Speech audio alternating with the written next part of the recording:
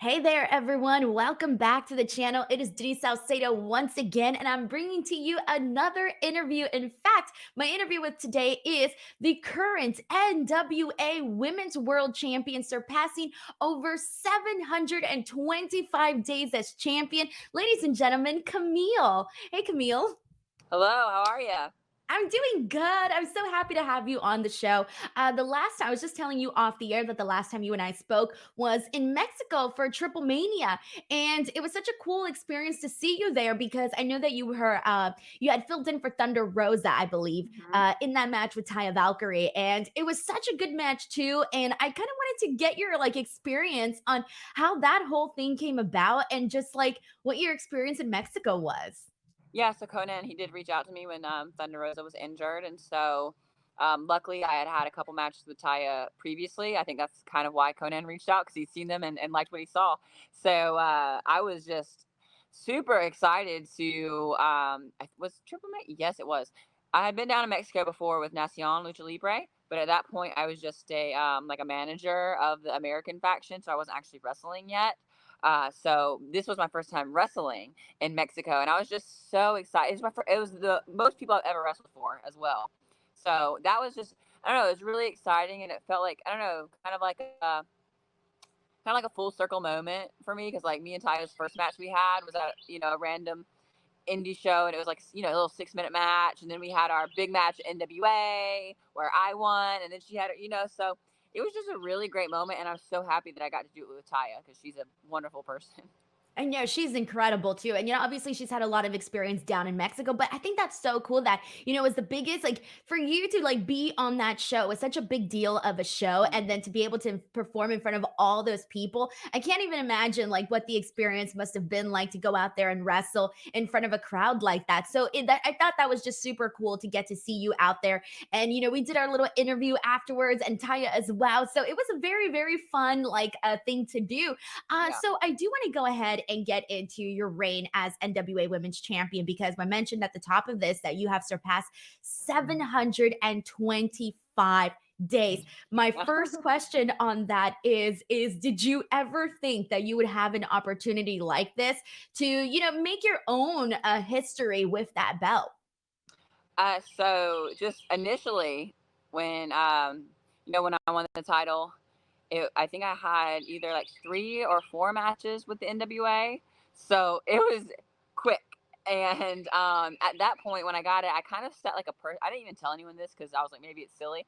But in my head, I was like, I want to have it for a year.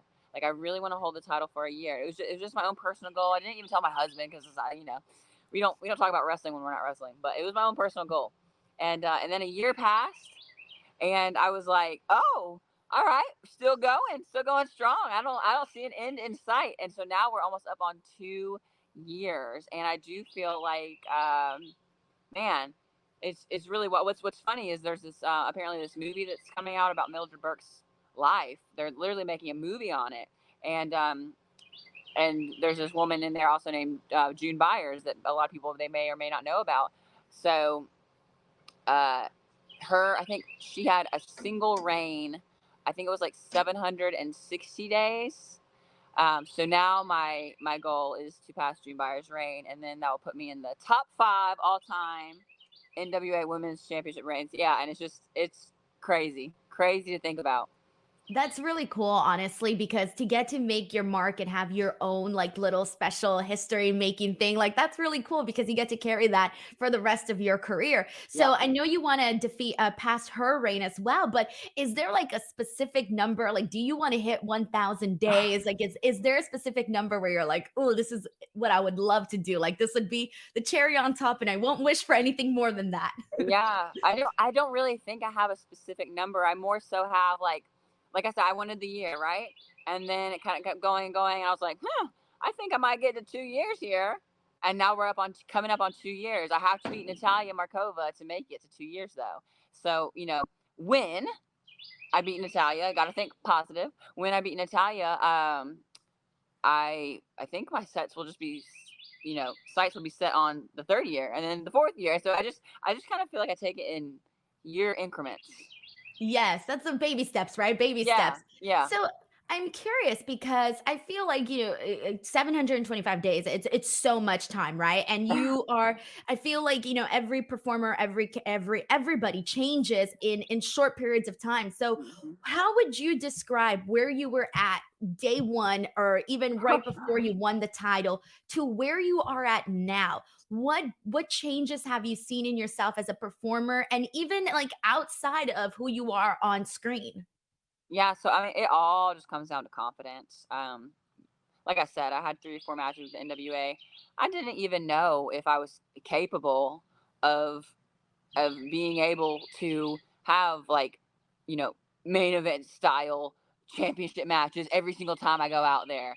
I was used to having squash matches, to be quite honest. That's how they were building me. And so it's just like, wow, I'm really gonna have to take this ball and run with it. And either I'm gonna slip and drop the ball or I'm gonna keep carrying it. And that's what I've been doing. And so it just really comes down to confidence and just knowing like, well, I feel like, not saying I'm a veteran by any means, still very new to the business, but when I first started, I feel like I needed help, being carried through the match a little bit, stuff like that.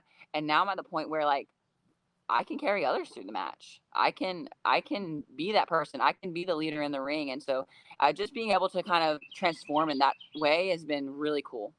That's a huge thing to say because not only because when you're not only being champion is an important thing, but also being able to say like I can go in there with just about anybody and carry them Hmm. to a good match. Like that's obviously, a big goal that I think a lot of wrestlers want to get to from where they're starting and then finally to getting to that point in their careers. It's only you only go above and beyond afterwards. So also, who would you say has given you like the best advice or even someone unexpected that reached out to you after seeing you, start to hit these, big numbers? I think like best advice really honestly initially came from Serena Deeb the night that we had our match together. I don't know how kayfabe and stuff we're going here, but she came in with just so professional. Like, and she she didn't need to be. She's Serena Deeb. You know what I mean? But she was so kind and so professional. Just being able to kind of pick her brain. I learned a lot from, and that was just one day together. And I learned so much. And that's the thing is not even necessarily in the ring with her, which I did learn a lot there too, but just behind the scenes type of stuff about the person you are in wrestling and the business you conduct. Like I don't know. I feel like I learned a lot from her in that way. And then of course Taya, she's just kind of like not necessarily an advice type of way, but she's always seen something in me, and she lets me know. And coming from someone that has wrestled all over the world and done so many things, like it means so much. And it's just like if I'm ever feeling down or kind of questioning myself, it's like Taya's like, no, like you have something, and you can do this. So it's just stuff like that's really special. I was gonna say that is really nice because when someone says they see something special in you, because sometimes, especially as a performer, I feel like you might be your harshest critic Oh yeah. and you're gonna have your highs where you're like, I'm the shit. And then you're gonna have your lows where you're like, I'm nothing, I'm shit, I'm trash, I'm shit. Yes. whatever. Right. It's Yeah. true though.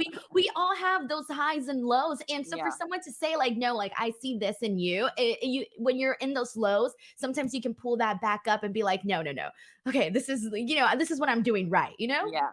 Definitely. It's just, especially in wrestling, man. I've played every sport like ever, and I played collegiate softball. I've been there, done that, and that's a very, very mentally challenging sport as well. But wrestling is really tough mentally, not just physically. Very, very mentally challenging as well. So you mentioned that you played all of these sports before, and so how did you go from doing all of that and choosing pro wrestling to be your your dream, your go to thing? What happened there? Well, I think now actually, what's funny is I believe Jade Cargill and her husband just bought a like our owners of a professional softball team now, because now professional softball is kind of like becoming a thing. Well, when I Oh, played, it wasn't so much a thing. So I was just kind of, I played sports my whole life, but it was like at the end of college, that's it. That's it for you. And so I was like, okay, I'm going to, give up sports and go have a normal job. And I tried having the normal jobs, and boy, oh boy, that was not the life I wanted to live. So I just kind of had an epiphany one day after going to an indie show in North Carolina slash Virginia on the border there. I was like, I can do this. I can be a wrestler. And I found out how to, join a school and went to training, and now we're here. Wow. Okay, so I have questions about this here. What were some of the jobs that you were working that you were like, these are not for me? I did ticket sales for the Sacramento Kings. I was what was it? I did timeshare, but like I wasn't the seller. So my job in timeshare was the people that their sales were bad. They would come into my presentation, and I had 2 weeks to memorize. Or was it? Yeah, it was like around 2 weeks. This position was brand new to memorize a hour long script. So a straight hour of talking. Oh Eh, God. yeah, I cried a couple of days for sure. It was me and another guy, brand new position. They would put us in rooms all day. Like we were just stuck in the office in a room. They would let us out for like, to go to the bathroom and eat, then back in the room, 2 weeks to memorize an hour script. And, but that was a good gig. That was a good little gig. I would do like maybe two, maybe three presentations a day. So think about it. That's like 3 hours tops. And for like what I was 23, for a 23-year-old, I was making all right money. So I didn't hate that job, but unfortunately, that position happened for a reason because the company was struggling. And then I think it was 2.5 months into the job, the company got bought out and everyone lost their jobs. Oh my God. But it And I is lived, when it yeah, I oh lived in Texas at that time. So then I had to move back home and like regroup. And then wrestling came to be. It's almost like it was meant to be because who knows if Oh, it would have yeah. kept going, you probably would have been like, you know what, I'm making good money. I'm gonna stick around. I learned the script. I'm good to go. Oh, yeah. Like you learn that script, you're good for life, So, Yeah. yeah, I had like no idea that you would have to memorize a whole 1 hour script. Like, one that sounds hour. terrible because it's like, memorizing things, maybe a couple sentences, it's hard within itself, but a whole straight hour of talking and oh my God, that's just too much. I don't know how I did it. Like looking back, I'm like, I have no, I mean, just willpower, I guess. But you can do anything you want. But it was interesting. I guess that kind of maybe helped you out in wrestling though, because whenever you got to remember promos, you're like, okay, I got these skills that I need to do. I know how to memorize whatever it is that I plan to say out there. Yeah, I can. The thing is, I mean, even for me, like, it can't be word for word. As long as I say basically the same sentence and maybe just tweak it a little bit how I will talk, then we're good. And I'm pretty good at memorizing stuff. But if it's like word for word, it has to be exact. No, thank you. I don't blame you at all. So, okay, so you go into wrestling school, you give this a try, you end up clearly loving it since you're still doing it. Yep. What was your experience like in wrestling school, and what was the breakthrough moment that ended up getting you, to end up becoming NWA Women's World Champion? So actually, it's been quite a rocky road. Not saying the training was rocky. The training was great. I've trained at Team 3D with Bubba and Devon Dudley, and that whole experience was great. I think personally, because I've been to a couple of schools since then, whether I'm helping or just getting in the ring to get the rust off. And I do think that Team 3D, they did such a good job of teaching us the basics and like storytelling and like just, this Bubba and Devon, they're a bit old school. So I appreciate the new school stuff, but I'm happy that I got the foundation down at there. And they made you work before you could even bump. Like nowadays, people get in the ring and they just are bumping on their first day. I didn't bump until probably the second week, and that was because I had to like prove myself that I wanted it. You know what I mean? And not in like a hazing kind of way, but just like in a athletic way. Like we would have to do certain things on the outside of the ring to show that we're capable, and what's the word I'm looking for? Basically, so you don't die in the ring. Like, Yeah, your you get all cardio is gassed good. out. Yeah. Um, and I made some great friends. I still am in like a group chat to this day, and so that's rare in wrestling to have true friends. And so not there's not a lot of them, but I have a good core group of friends that I met at training, and we still like even today they sent an old I don't even have Snapchat anymore. They sent an old Snapchat video of us like that's when we used to go to the club. We were young, like out, but it's just fun memories with some great people, and that was really nice. Then I started doing the indies, and then I kind of learned that there's a lot of not so good people in wrestling, I can unfortunately. imagine. I can Yeah. imagine. I can Eh, imagine some of like the carny promotions you might have found yourself working at. yeah, and I just don't, coming from a sports background and coming into wrestling thinking this is a dance. This is a, takes two people to make some magic. And, just all of that, all the little things. And I was like, ugh, I'm not sure if I like this industry very much. So I took some time off for a while actually. And that's when I got the call after a few months from David Lagana, who was helping out with NWA at the time. And he was just like, hey, I have this idea we're going to do this big event called NWA 70.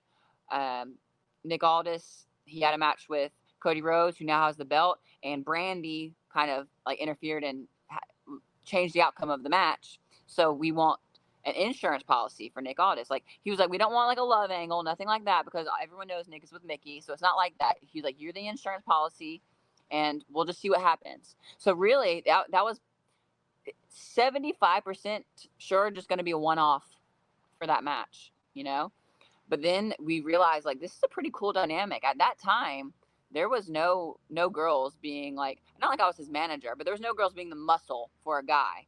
And then it just evolved from there. And then I kind of split off from Nick, and now I'm my own person and my own wrestler. And it's been really cool. Isn't it kind of wild that you were kind of thinking, you know what, I'm kind of over this. You saw some stuff. You're like, this ain't for me right now. Like, I'm not really too crazy about it. You take this time off and then you get the call. So it's like pulling you back into pro wrestling so that you can see, what you can actually do. Because like you said, you got started with Nick Aldis doing this, and that. And now you're your own person, your own wrestler with your own accolades. So it is Mhm. kind of, it was almost like a meant to be type of situation, right? 100%. I trust in I don't believe in any coincidences. I don't believe in coincidences. So I really do think, I think you have your own, your own will. You choose what you want to do. But I think your path happens the way it happens and in the time it happens for a reason. So, what are your goals within the NWA and outside of NWA? Like, what would you like to continue to see happening in your career?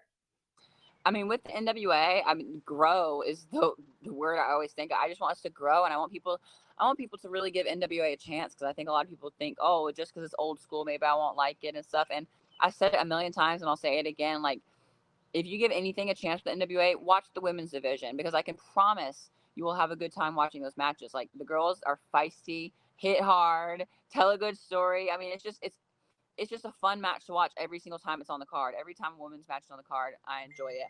Maybe I'm biased, maybe, but I do think that, not just my matches, no, all the women on the card. So I just want us to grow and really I mean, we went to Mexico for the big festival that Billy was doing. That was amazing. That was so much fun because, the culture over there, they love wrestling. And then they had a couple people went over to Australia for a tour as well. So I think we're about to do in August. Billy's touring and he's bringing wrestling as a part of that as well. So it's like NWA is now starting to spread out and get out there. I think we're just really trying to find our place. Where's NWA gonna fall in the wrestling landscape? Yeah, and I've been looking at that women's division, and there are a lot of girls that I've gotten to see, in multiple different places. Like I knew a couple of them from I'm blanking right now. Oh yeah, from Mission Pro, and I Yeah. got to see a lot of those girls. Like even Natalia Markova, Mhm. who you're wrestling at the Crockett Cup. Yep. I got to watch her perform over there, and so it is pretty cool to get to see some of these girls, find some place to start getting those reps in, to start getting these matches in, to Mhm. then go off and do different things or whatever it is that they please to do, right? Yep. So, Kamille, I guess before we wrap up this interview, I do want to do a 10-question lightning round game with you Let's go. because I have 10 random questions for you. You answer them however you please. So, let's get to it. Here we go. Number one, what is your favorite movie? Shawshank Redemption. Ooh, a perfect one with a great lesson in there. Yeah. Question number two, favorite city to wrestle in? Let's go Mexico City. Nice. Question number three, favorite beauty tip? Oh, wear sunscreen. Yes. Number four, favorite place to shop? That's changed because I'm trying to only wear um, natural materials now. So now it's Etsy a lot. I Oh, Yeah, yes. I shop on Etsy a lot. I like supporting like small businesses. So It's a little pricier on Etsy, but if you find something you love, it's worth it. totally, and I think I've kind of downgraded my closet a bit, and I think it's worth, because it's not mass produced, so it's gonna be a bit more expensive, but I think it's Yeah. worth it. It definitely is. Question number 5. Do you have any secret skills or talents that no one knows about? I used to be able to sing. Can't sing anymore, but I used to be able Oh. to. What kind of singing? I did the Broadway and stuff like that. So I did plays and all of that. So yeah, like Broadway musical style. But I don't know. My voice has changed since I've gotten older, so I can't sing anymore. Hey, but if you can still do the jazz hands, you're good. Yeah, You're yeah, good. yeah. Question number 6. Where was your first date? First date, like in life. Yeah. I want to say it was the movies. I want to say my little boyfriend. Um, Ben Crabtree was his name. Ben Crabtree's parents took us to the movies. That's also where I had my first kiss. Oh, how sweet. Do you remember the movie? Ah, I knew you'd probably ask that. I think it's something Hogs. John Travolta was in it. It's like something Hogs. Like they were like a motorcycle gang or something. It's like a silly movie. Something to do with hogs. I don't know. But it had John Okay. Travolta, I think. I mean, this is Okay. however long ago. That's Oh, very, that's so very sweet long time ago. though. Yeah. We also, me and Ben Crabtree, for our 2 month anniversary, went to eat Italian food, which his parents set in a separate booth. Oh, that is so nice. Oh my I god. dressed up in a little white dress. Oh yes, very cute. Oh, that's adorable. I love that. That's really cute. Like you're like, I got the first kiss, the first date. Oh, it Yep. sounds so adorable. Uh, question number 7. What's something you're afraid of? I'm trying to think of something that's not too deep, right? Right, I know, right? Jumping spiders. Oh, oh God, I don't blame you on that one. Because like the Ooh. crawling ones is like okay, you can just get and like because Tom has taught me you shouldn't kill them and he usually captures them and lets them out in the wild. But like jumpers, they just be jumping. Oh hell no, no thanks. Do you have those in Tennessee where you're at? Not luckily, I have not seen any inside, but like when I'm hanging out outside, there's a few. Yeah, Oh, oh my God, I'm gonna be aware of that next time. Question number 8. Are you superstitious? a bit. I played softball. I think if you meet any baseball or softball player, you will find that they are a bit superstitious. My husband is not at all, so I've tried to kind of cool off on the superstitions. But yes, I do think I am a bit superstitious. They can drive you crazy. I trust me. I Yeah. used to back in the day, I used to have one that would drive me crazy, and then it's like, "Okay, let it go. Stop Yeah. doing it." Just stop. Just stop. Question number 9. Favorite hobby outside of wrestling? mm. Well, this is gonna sound boring, but lately, the past few months, I used to be a huge reader when I was little, and then I just stopped reading because you get a phone and you're a teenager and you just stop reading. But lately, I've gotten back into reading, and it's been really. I like all sorts. I like, you know, fiction, biography, self help. I like all types of books. Oh man, I can always suggest going back to the reading. I feel like we all secretly kind of want, well, not everybody, but a lot of people do want to go back to it. But then it's like you have your phone and it's so much easier and this I and think I that. think what got me back into it is when I finally because I had tried a few times and it's like, I'll just get books that I would give up. But once you find a book that like kind of grabs you from like the first 10 pages, I think that you're set on a good book path from there. You That know? is true. Since you Yeah. like biographies, I don't know if you've already read it, but Jeanette McCurdy's No. "Glad My Mom Died," Yeah. really great book. Loved it. I think you might enjoy it. I will keep that on the list. I love recommendations, so sounds good. Yeah, I love that one. Question number 10, last one. What's something you would like to learn? Spanish. Oh, that's a good one too. Yeah. It'll definitely help out so much, especially if you keep going down to Mexico. That's what I'm saying. Wrestling there a lot. Just even putting the matches together would help a lot. Because people don't realize too, like in the ring, like that helps. And then when I'm out, I just don't want to be like that ignorant gringo that comes in and expects you to speak English, even though I'm in your country. But that's totally what I do. So like, I tried for a little bit because like in March we were basically in Mexico like the entire month. So we took some lessons, and it's like I was getting to a point like where even when I was ordering, I could like do the thing where I ordered food haven't practiced, so that's gone. Like that's the thing is you have to keep practicing constantly. That's the thing. I recommend, like, if anybody you know that speaks Spanish, whenever you're with them, just speak it and like try to speak Spanish as best as Spanglish. you can. Yeah, Yeah, a little exactly. Spanglish. Yeah, It'll totally. help, honestly. Like, I'm sure Yeah. you and Taya can, because Taya, she knows Spanish pretty Fluent. good. Fluent. Yeah. Yeah. Very jealous of that. So I feel like if you guys could like maybe, find some time to chat in Spanish, I think and Yeah, that will help you out tremendously. Because that's the best way to learn is by having those conversations with fluent speakers. I agree. I totally agree. Awesome. Well, Camille, I want to thank you so much for this chat. I really had a nice time getting to know you a little bit. It was so much fun. Before we go, can you please tell the people where they can find you, where they can support you, and all that good stuff? So, most importantly, find me this weekend. If you're not in Winston-Salem live, to be there live, check it out on Fight TV. It is the Crockett Cup. It's a 2-night event. It's if you don't know about the Crockett Cup, it's a tag team event. So they're basically, in a tournament style thing for the finals to win the Crockett Cup.